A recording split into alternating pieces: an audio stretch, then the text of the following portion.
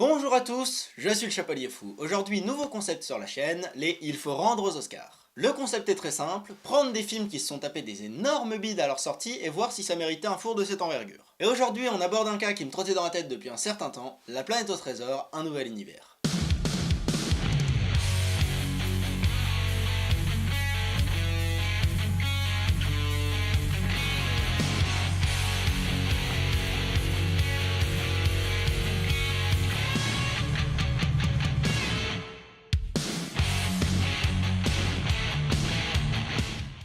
La planète au trésor, le film qui a bercé mon enfance, l'un des films qui a forgé le cinéphile que je suis aujourd'hui. La planète au trésor est une adaptation du roman L'île au trésor de Robert Louis Stevenson. Il a été réalisé par le mythique duo des studios Disney, les légendaires John Musker et Ron Clements. Le film accueillait en comédien de doublage originaux des acteurs comme Joseph Gordon-Levitt, Emma Thompson, Martin Short ou encore Brian Murray. Mais c'est bien les voix françaises qui ont bercé ma jeunesse, et pour ça je dois rendre hommage à David Hallyday, Michel Larocque, Laurent Deutsch et le grand comédien de doublage Jack France. Si son nom vous dit rien, sachez qu'il a fait plus d'une quarantaine de rôles dans des dessins animés, dont Monstres et compagnie où il fait Sully, l'excellent Cusco dans lequel il campe Pacha, et des tonnes d'autres dans lesquels il est excellent mais que je ne peux malheureusement pas tous vous citer. Mais pour en faire que quelques autres, c'est aussi la voix française régulière de John Goodman, de Robert De Niro, de Kevin McNally, de Mel Gibson, enfin bref, il est vraiment très peu probable que vous n'ayez jamais entendu la voix de Jack France. Mais pour en revenir à La planète au trésor, le film raconte l'histoire de Jim Hawkins, un ado turbulent mais brillant qui vit avec sa mère. Tout va changer le jour où un homme gravement blessé débarque et lui remet avant de mourir une carte qui lui indique la route vers un fabuleux trésor. Il va donc partir à l'aventure accompagné du docteur Delbert Doppler, Un vieil ami de la famille. du capitaine Amelia et de son équipage qui semble suivre le charismatique et mystérieux cuistot du navire, Long John Silver. Ah, et j'allais oublier, ça se passe dans l'espace! Avant même d'entrer dans l'histoire ou quoi que ce soit d'autre, faut parler de ça. La planète au trésor est un film de science-fiction, animé, et on n'est pas sur du bas de gamme. Tout le film s'évertue à nous plonger dans un univers extrêmement riche et développé, et visuellement très particulier. Et ça passe par beaucoup de choses. Déjà, l'attention portée aux détails dans ce film est extrêmement impressionnante. C'est pas compliqué, il y a toujours quelque chose à repérer dans le fond. Des petits gags visuels, des objets insolites ou au contraire parfaitement logiques avec ce qu'on sait de l'univers, ce film confirme si besoin est encore que Musker et Clements sont très loin d'être des manches, tant dans la forme que dans le fond. Il y a qu'à voir toute la machinerie de Long John Silver par exemple, on s'en rend pas forcément compte au premier coup d'œil, mais elle est en fonctionnement permanent. Par contre, et là on arrive au point que je peux pas enlever, l'animation est pas ouf. Le film est sorti en 2002, c'était en plein milieu de la transition entre animation traditionnelle et animation numérique, et à la base il avait vraiment été conçu, techniquement en tout cas, comme la bombe qui allait officiellement marquer le changement d'animation. Sauf qu'en 2002, l'animation numérique, c'était pas encore le top. À titre de comparaison, c'est à peu près à cette époque-là que la prélogie Star Wars est sortie, et pour que vous visualisiez bien, certaines des techniques utilisées dans l'animation de ce film sont les mêmes que celles utilisées pour donner vie à Jar Jar Binks. Donc globalement, le film mélange deux technologies, et c'est son gros point faible, parce que si les deux technologies sont utilisables, l'animation traditionnelle comme l'animation numérique permettait déjà à l'époque de faire des films très réussis, les moyens de l'époque permettaient pas de les rendre compatibles, et ça donne des éléments qui jurent complètement par rapport au reste du cadre. Mais en dehors de ces quelques incompatibilités d'animation, ce film reste visuellement très beau. Que ce soit les couleurs, les cadres, certains mouvements de caméra ou certaines transitions qui me font chavirer à chaque fois, on peut clairement voir que c'est extrêmement et méticuleusement travaillé, et ça rajoute encore de la richesse et de l'intérêt à l'univers qui nous est présenté. Il y a qu'à voir le plan de fin qui avait le potentiel et la gueule pour devenir complètement culte. Et puis tant qu'on est sur la richesse de l'univers, les espèces qu'on nous présente sont vraiment très variées, et le moins qu'on puisse dire c'est qu'elles sont toutes intéressantes. Et sincèrement, rien que le design de celui-là, il est juste fantastique, regardez-moi ça, il est tout anguleux, pointu, luisant, c'est un cauchemar avec des pattes ce machin. D'ailleurs, je me suis toujours demandé si certains designs n'avaient pas été piqués à Pokémon. Même si en l'occurrence, dans le cas de celui-là, je pense que c'est peut-être plus une référence à Star Wars. Ou alors Star Wars a piqué des visuels à Pokémon.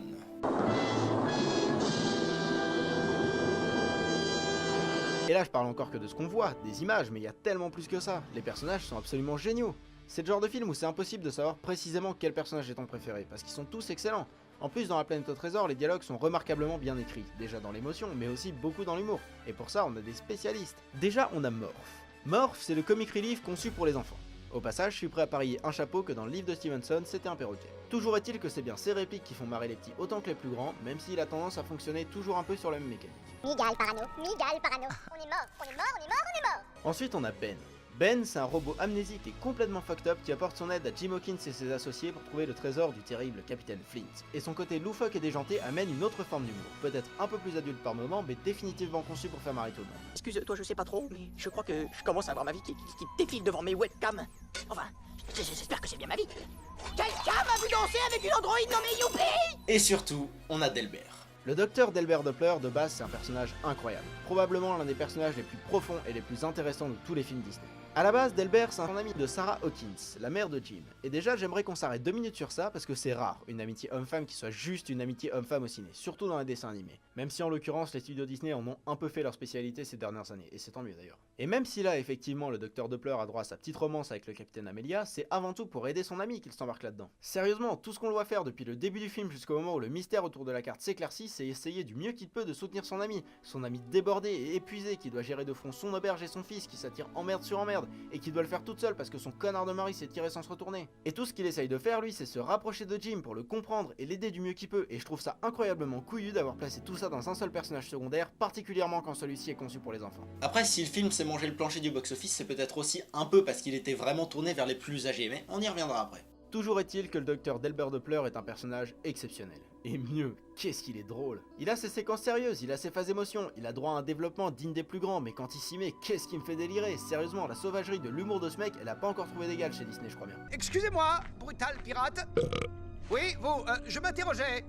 Est-ce que c'est votre bedaine qui est trop massive pour votre tête rikiki, ou est-ce que c'est votre tête qui est trop rikiki pour votre énorme bedaine? Quoique question sauvagerie dans l'humour, le capitaine Amelia se défend pas mal non plus. Si vous préférez les monosyllabes, je ferai un effort. Je ne pense pas grand-chose de vos hommes. Ils sont... comment ai-je qualifié ces voyous? J'ai trouvé le mot juste ce matin avant le café. Une confrérie burlesque de demeurés radoteur, madame. Ah, j'adore la poésie. D'ailleurs, on peut en parler aussi de ces deux-là, leur duo est ultra cool, bien géré et amène de temps en temps de très bonnes vannes. Honnêtement, celles qui me font rire à chaque fois, c'est celles qui les font participer tous les deux. Docteur, vous avez un merveilleux regard. Elle a perdu l'esprit! Et au passage, si j'adorais déjà leur rivalité quand j'étais petit, c'est que récemment que j'ai compris que la symbolique allait bien plus loin que ça. Ils sont littéralement comme chien et chat, et ça j'avais pas capté avant. Oui, il est possible que je sois un peu con. Et il y a un élément qu'il faut que j'évoque aussi parce que c'est ultra important. La musique de La Planète au Trésor est absolument géniale. De très loin, Un Homme Libre fait partie de mes musiques Disney préférées, et je voudrais au passage faire remarquer que c'est la seule séquence musique du film, et que non contente d'être absolument incroyable de symbolisme, de transition et de jeu de couleurs, elle amène aussi d'une manière totalement naturelle et parfaitement fluide l'existence des canaux, qui vont être très utilisés par la suite, sans que ça paraisse forcé ou même évident une seule fois. Et ça c'est un tour de maître, et beaucoup plus rare qu'on veut bien l'admettre. Mais y a pas que celle-là, toute la musique du film est absolument excellente, avec énormément de musique orchestrale, 2-3 touches celtiques, pas mal de violons. C'est le genre de musique qu'on trouverait par exemple sur un Pirate des Caraïbes, et c'est exactement l'idée. Un film de navigateur, avec des pirates et un trésor, mais dans l'espace. D'ailleurs, très peu de gens le savent, mais Ted Elliott et Teddy Rossio, les scénaristes de génie à qui on doit toute la saga Pirates des Caraïbes, ont été crédités au générique de La Planète au Trésor, c'est quand même pas rien. Mais alors, pourquoi un tel bide? Ce film a coûté plus de 140 millions de dollars US. Il en a rapporté en tout et au box-office mondial 110 millions à peu près, ce qui fait en gros 78% de son coût d'origine. Ça veut dire que sur ce coup-là, les studios Disney ont perdu plus de 30 millions de dollars. Alors que ce soit bien clair, même si le film a reçu un très bon accueil critique et a fait quand même un sacré bon score au Royaume-Uni et en France, et que en plus il a reçu en 2003 l'Oscar du meilleur film d'animation, qui méritait plus qu'amplement, on est d'accord, ça reste un échec retentissant pour les studios Disney, qui a quand même conduit à une rupture de contrat entre Musker et Clements et les studios de la souris. Alors d'accord, ils ont été réengagés respectivement en 2006 et 2007, et depuis ils nous ont pondu les chefs-d'œuvre que sont La Princesse et la Grenouille et Vaiana, mais je voudrais quand même bien que tout le monde se rende compte que ce film a fait virer Musker et Clements. Comment ça a pu se produire? Une partie de la réponse pourrait être, comme je le disais tout à l'heure, que à sa sortie, La Planète au Trésor n'a pas trouvé son public. Peut-être trop sérieux, certainement un peu trop adulte ou au contraire pas assez, il s'est tout simplement perdu en cherchant sa cible. Mais il y a une autre raison qui ressort. En faisant un peu de recherche sur le film pour les besoins de la chronique, je suis tombé sur une info qui pourrait très bien expliquer en grande partie pourquoi le film s'est mangé un tel bide à sa sortie en salle. Il s'avère qu'à la sortie américaine de La Planète au Trésor, il y avait déjà un rouleau compresseur qui éclatait tout au box-office.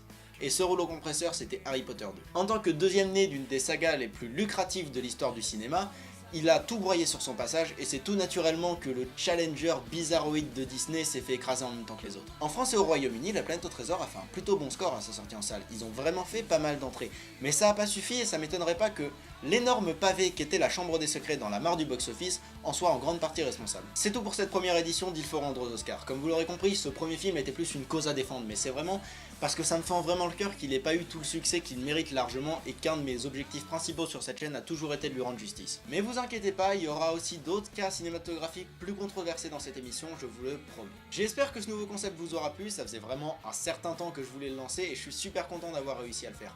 Donc si ça vous a plu, n'hésitez pas à lâcher un pouce bleu, si ça vous a pas plu, évidemment mettez un pouce rouge. Comme pour toute nouvelle émission, il y aura forcément énormément de trucs à améliorer, il y aura des problèmes, il y aura des conneries, il y aura des trucs que j'aurais laissé passer, que ce soit à l'écriture, au tournage ou au montage, donc surtout, n'hésitez pas à me dire tout ça dans les commentaires. Si jamais il y a un truc que vous pensez que je peux améliorer, dites-le moi dans les commentaires, ça me fera super plaisir. Vous pouvez aussi bien sûr vous abonner à la chaîne si vous voulez voir plus de vidéos sur le cinéma et pas que. Et je vous propose également bien sûr d'aller voir la page Facebook de la chaîne, le lien sera juste en dessous dans la description. Et surtout, n'oubliez pas de partager la vidéo parce que c'est ce qui donne de la visibilité et qui fait vivre la chaîne. Et moi je vous dis à la prochaine tout le monde, salut!